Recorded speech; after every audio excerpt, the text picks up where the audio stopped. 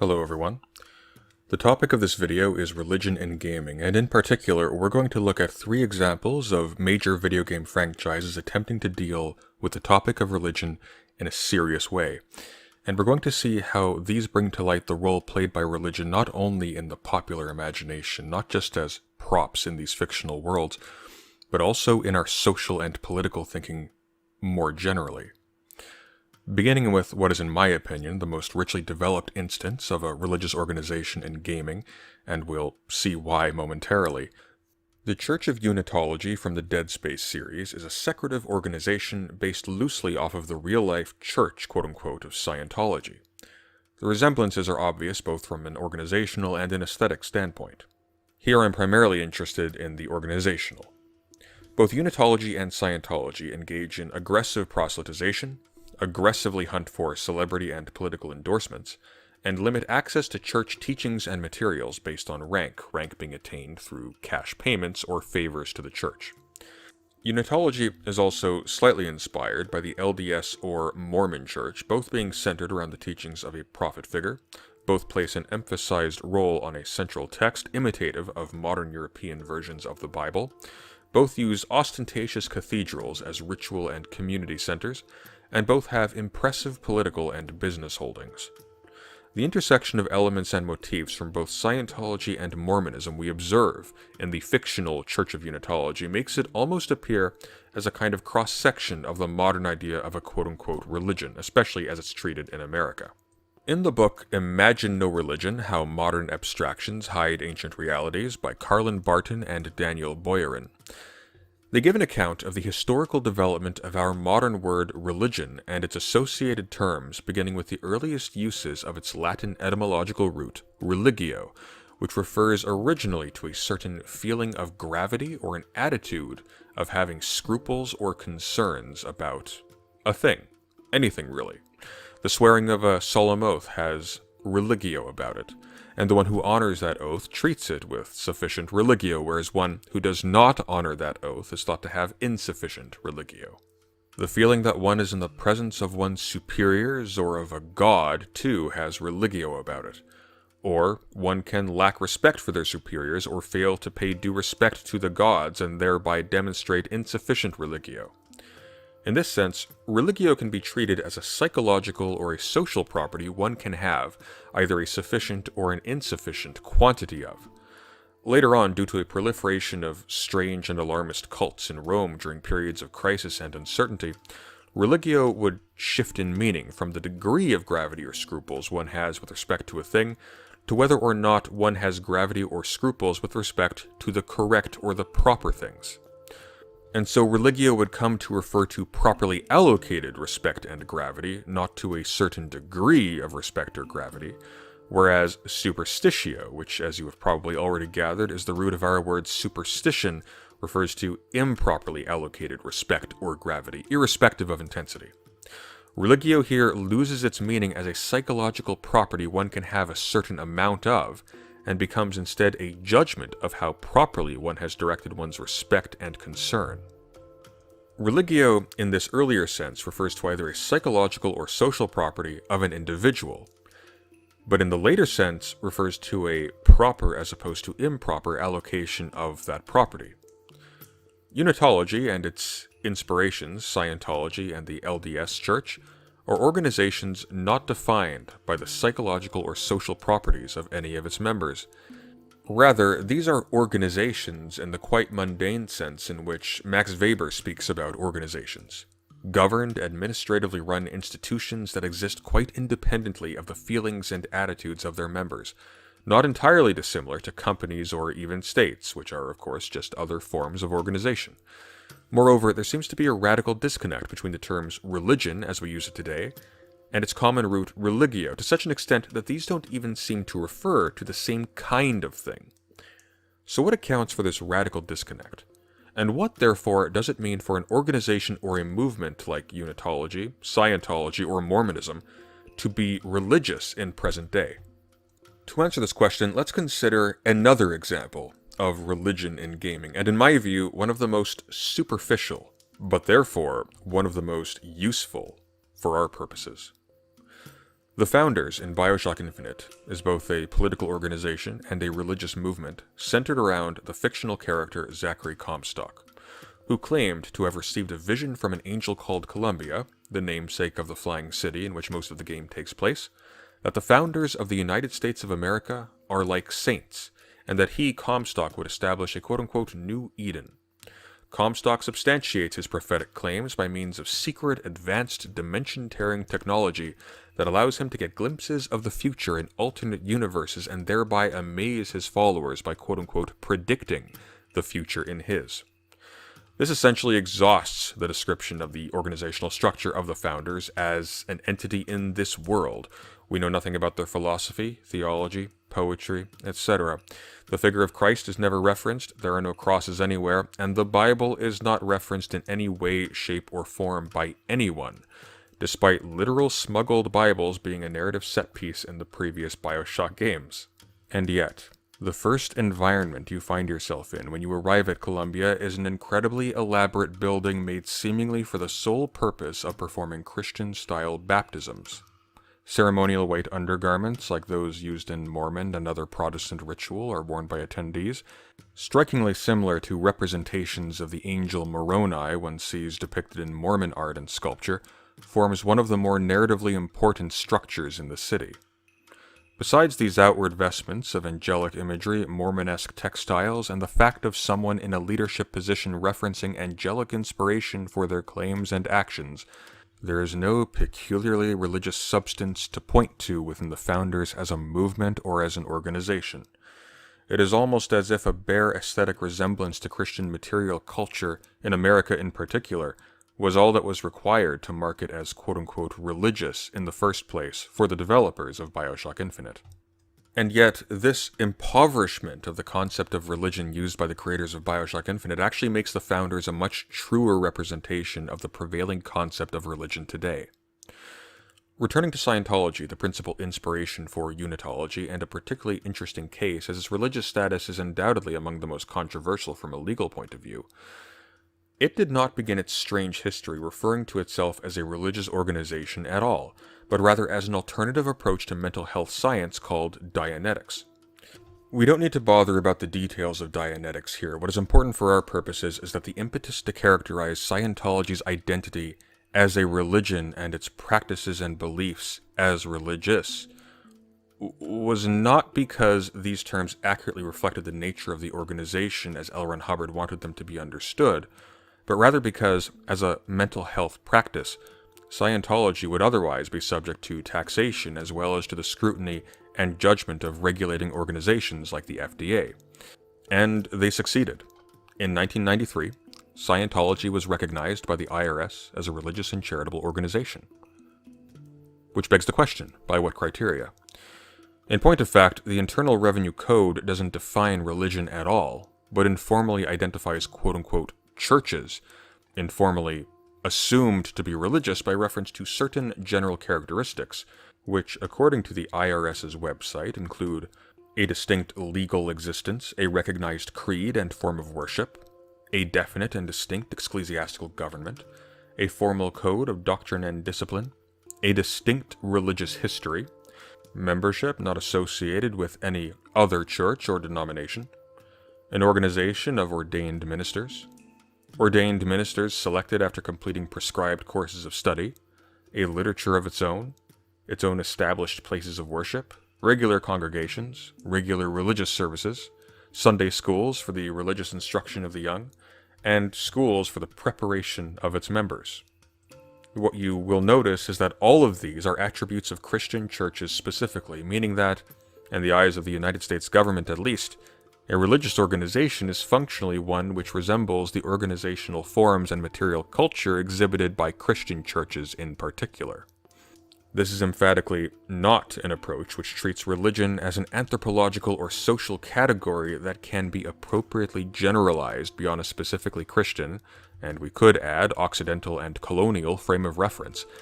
And yet, this approach is ubiquitous globally in how modern states treat the concept of religion. So how did it come to be that the concept of religion is treated so commonly as a de facto equivalent to Western Christian institutional and cultural styles. The ancient world was not one that was understood by any people to be divided into different entities called religions. In Brent Nongbri's 2013 book, Before Religion, A History of a Modern Concept, he gives a general account of how this came to be so in modernity. In very broad strokes, with the emergence and dominance of Christianity came new ways of understanding the beliefs and practices of other peoples. Many early and medieval Christian thinkers conceived of what we today might call other religions as perversions of the one true religion, which dates back, albeit under diverse names, to the creation of the first man and woman in Genesis. This notion of true religion, you might have noticed, is very similar to the second sense of religio we described in the earlier part of this video, the appropriate attribution of proper, and we might add here, quote-unquote, true, respect, scruples, and concern. Sharing a common history with the Christian faith, these other religions had their virtues as well and were good for their communities, but they were undoubtedly inferior to the true faith. Two developments inaugurated the unraveling of this perspective. First, the Protestant Reformation took place, which caused a fragmentation within Christendom of hitherto unprecedented scale and intensity. And second, Europeans suddenly found themselves grappling with an increasing amount of information from the cultures of the New World as well as that recovered from antiquity in the Renaissance. These two developments together contributed to what Peter Harrison has called the projection of Christian disunity onto the world. Put simply, the view began to take hold that just as Europe was divided by competing creeds of roughly similar makeup, so it went for all human societies. What distinguished the Protestant Reformation from other schisms in Christendom, because it is certainly not the case that Christendom was simply undivided prior to the Reformation, was the material power of the Reformers, which allowed them to resist Catholic repression. This made the fragmentation of religious loyalties a problem which could not be reliably neutralized by force. And so political philosophers, notably Jean Bodin and later John Locke, began to recommend various forms of compromise in the interest of state stability with religious diversity. Bodin held religion to be foundational to the stability of states, arguing that, quote, "There is nothing which doth more uphold and maintain the estates and commonweals than religion, and that is the principal foundation of the power and strength of monarchies and seigniories," unquote. Where uniformity of religion could not be realistically achieved, Bodin made the novel recommendation of allowing distinct groups to live according to their own beliefs, thereby introducing for the first time in modern European thought the foundations of pluralistic tolerance as a kind of political virtue.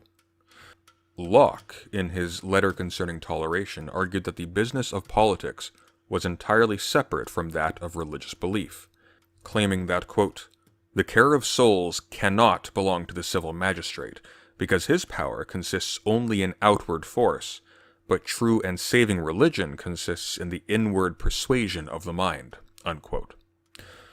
Locke took religion to be a private affair, at least insofar as a church's beliefs and rituals do not threaten the stability of the community and otherwise impinge on public life. Having so separated church from politics, he therefore defined a church, quote-unquote, not in theological terms, but as, quote, "a voluntary society of men joining themselves together of their own accord in order to the public worshipping of God, in such a manner as they judge acceptable to him and effectual of the salvation of their souls," unquote. The shift of the understanding of religion from an array of diverse descendants from a common revelation in the distant biblical past to a crude sociological category modeled after specifically Christian styles of association and subject to modern state governance is by this point essentially complete. This shift in perception allowed Europeans to imagine Europe, in Nongbri's words, as, quote, "a group of independent nations superimposed over a non-overlapping map of different antagonistic religions in coexistence," unquote. And moreover, these religions were conceived of as having a specific relationship vis-a-vis the state. And while later anthropologists of religion would slowly shed the language of its Christian origins, the modern category of world religions, quote-unquote, that we are so familiar with today would emerge as essentially a projection of this form of the idea of religion onto the communities of colonized lands. and with the entrenchment of this concept, however loosely defined, into various national and international legal codes, colonized peoples would come to be forced to construe their own practices and beliefs in these terms as religious and manifestations of this or that religion or world religion, as an unavoidable necessary step in order to achieve legal and international recognition and assert their rights as something that modern Western styles of law would be forced to respect. And this is why in media today, even the most superficial gestures towards elements of Christian institutional forms or material culture are treated as sufficient to construe something as quote-unquote religious, and therefore to allow a piece of media to present something as insubstantial as the founders in Bioshock Infinite as an attempt at a pithy commentary on the social effects of quote-unquote religion. This projection of the Christian form onto the world at large in the popular imagination has made it so that even serious attempts to depict the role of religion socially and politically reduce it to a merely stabilizing influence appended to an otherwise independent political formation, be that the tribe, the village, the city, or the state. Nowhere is this more evident than in the genre of grand strategy. From Total War to Stellaris, religion is treated as merely a numerical value. If religious unity is quote-unquote high, stability is positively impacted. If low, the reverse. Religion as a major feature of a faction's culture might confer benefits or handicaps on certain actions or technological buffs, but fundamentally, a religion is just a numerical value of a state's territorial holdings. A mere buff or a handicap, a tool or dead weight, but most importantly, whatever else religion is, it is superfluous, having no further significance or internal complexity beyond the patent strangeness and futility of its associated beliefs and practices, which are referenced only, again, as a trivial marker that indeed this value represents quote-unquote religion, as opposed to any number of other types of belief and practice which are categorically distinguished from religion on ultimately no other grounds than the relative contempt of the game developers for silly beliefs about magical incorporeal beings as opposed to equally silly beliefs about the constitution, dynamics, and mechanisms of physics, chemistry, and life of earlier, and perhaps some contemporary, science. The irony, of course, is that insofar as we take these characterizations of religion seriously, we in fact revert, in, I would argue, an equally silly and wrong way, to the chauvinistic categorization schemes of medieval and early modern Christians, and bar ourselves from ever accurately understanding the array of things, of cultural and organizational inventions that are smudged over by this universalizing and anthropologically atrocious term, religion.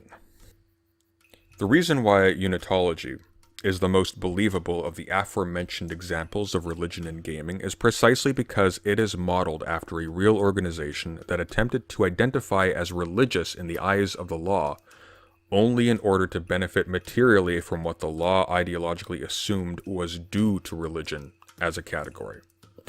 The founders from Bioshock, by contrast, are so unbelievable and hollow because their only real point of reference historically is the idea of religion itself, which is entirely hollow and superficial.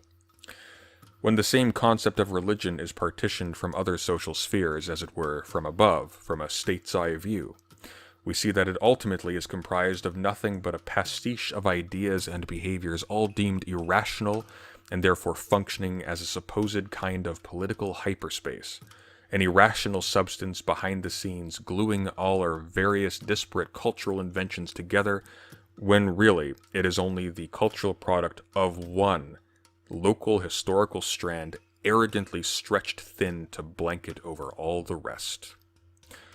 As always, thank you for listening, and take care.